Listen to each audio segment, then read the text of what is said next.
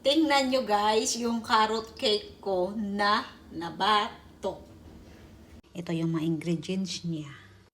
Guys, gagawa ako ng carrot cake. So, naglagay ako ng cornstarch or harina, 2 cup. Next, ilagay ko yung baking powder. So, ano ko na lang yan, hindi ko na pag i-measure na sa isip ko na lang. Charot. So, medyo hindi nakikita. Mukha ko lang yata yung naglalag yung nakikita dito. So, wait. Konting salt. Ayan na siya. So, i-mix ko na siya, guys. Ayan na siya. Baking powder, cornstarch, harina. So, next is ang asukal. Wait. So, guys, maglagay ako ng 3 itlog. Wait. So, dito ko na lang babatihin. Aray po, nagdakalat pa ako. So, yan siya. 3 itlog lang yan. Tama na yan. So, ngayon, next. Ay, apatin ko na lang. Tama ba yung Tagalog ko? Apatin.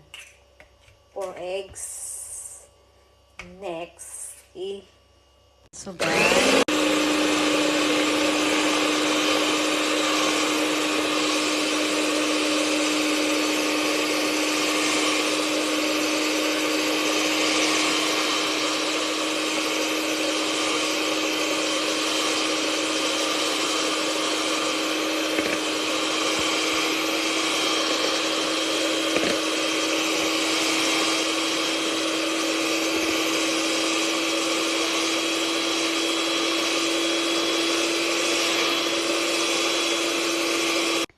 ilagay ko yung sugar. Pero alam niyo po ba, yung ginamit ko dyan na sugar is coconut sugar. Okay ba yung po?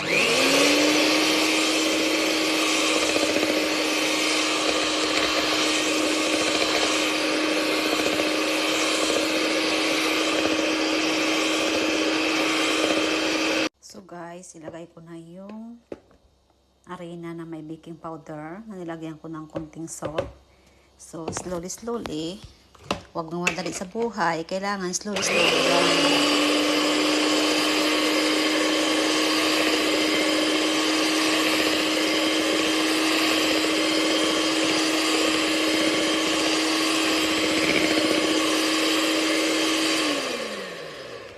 One more. At saka nga pala, nalimutan ko pala maglagay ng gatas. Hindi ko naman nalimutan. Maglagay pa pala ako ng gatas.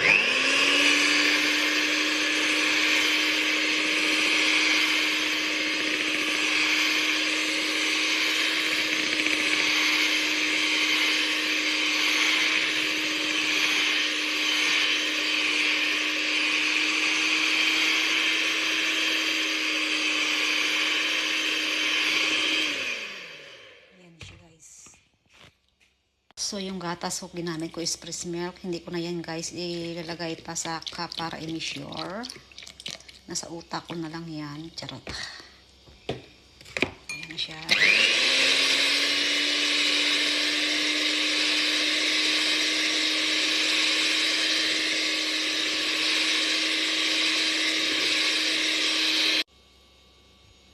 Ayan na siya, guys.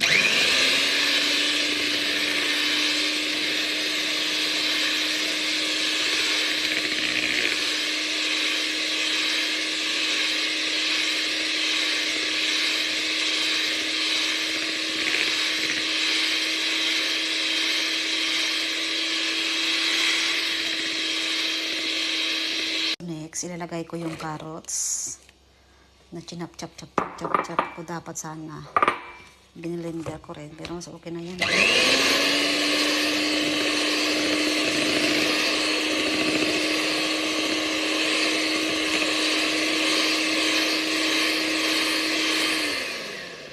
Guys, lagyan ko siya ng walnuts. Ayan na siya. Yan. So, ready to oven na siya. Madali lang gumawa ng carrot cake. Pero mas good, okay sana yung carrot is i-grated ko. Kaso lang, tinamad ako. Chop, chop, chop, chop, chop, chop, chop ko na lang. Diba? Ako lang naman ito kakain eh. Charot sana. Yan na siya guys. So, ito yung nailagyan ko. So guys, naglagay ako dito ng kunting oil para hindi siya didikit. Pero lagyan ko siya ng harina para mamaya pagluto na yung carrot cake ko is hindi siya didikit. Charot. Totoo naman talaga eh. Ayan na siya guys. So, ganyan ako.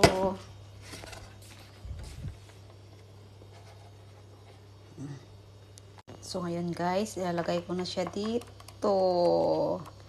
Ayan. Ayan na siya. So, let's see later. So, guys, nagpainit ako siya ng oven. So, mga 200 degrees lang yata to. Tama, 200. So, kanina pa yan, mga 10 minutes ko sa pinainit. So, ngayon is ilalagay ko na yung carrot cake ko. So, mag-antay ako ng 40 minutes or, yeah, 45 minutes siguro. Okay na. So, tingnan natin mamaya-maya. So, guys, tingnan ko na siya. Wow! So, guys, i-check ko siya ng knife kung luto. Oh, wow! Perfect! So, guys, pag ganyan is luto na siya. Tingnan niyo po. Medyo nagsunog-sunog kasi nga sobrahan yata ng oras sa paglagay ko. So, tingnan ko. May palamigin ko siya muna. So, ngayon guys, isasalin ko na siya dito sa plato. Tingnan ko kung bato. Sorry. Oh my God! What is this? Guys, tingnan nyo. Nasunog. So, try ko, tikman ko. Kung masarap ba or hindi. So,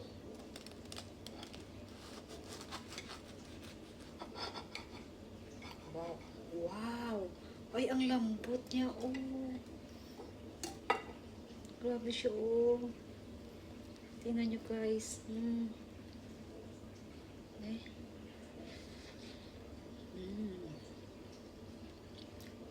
Harap.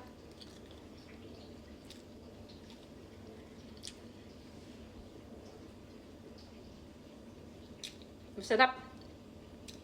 Tama lang ang tamis niya.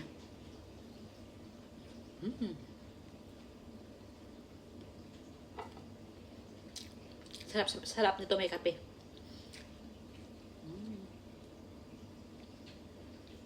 Para almusal sa umaga ba?